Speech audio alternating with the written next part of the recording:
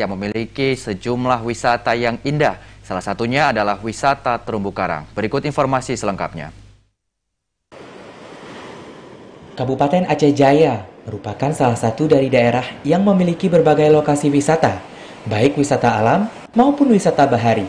Bahkan, baru-baru ini muncul penampakan terumbu karang di Pantai Jabi, Desa Lok Timon, Kecamatan Setia Bakti, yang sangat indah dan menarik sehingga saat ini ramai dikunjungi warga. Berdasarkan informasi yang didapatkan, terumbu karang di pantai itu akan terlihat saat air surut.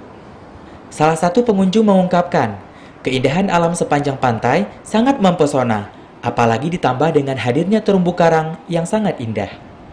Ia mengaku dirinya bersama teman-teman lainnya mendatangi pantai tersebut untuk menghabiskan waktu hingga sore sambil menikmati pesona alam di pantai tersebut. Keindahannya luar biasa.